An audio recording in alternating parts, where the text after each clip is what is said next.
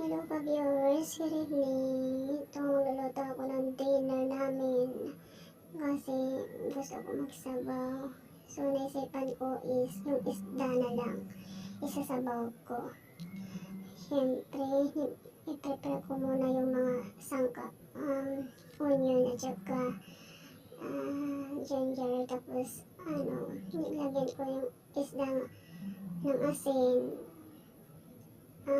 Ipipreto ko muna yung isda kasi malangsa kasi nilagyan ko ng oil ng kawali. Kaunti lang naman. Hindi ko masyadong ma-oil. So nilagay ko yung isda.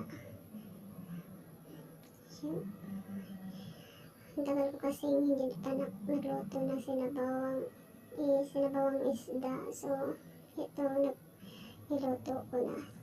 So pagkatapos, pagluto na yung isda, nagpe-prepare ako ng mainit na tubig. Tinakpan ko, nilagyan ko ng asin. Asin lang yung nilagay ko at saka onion, saka ginger.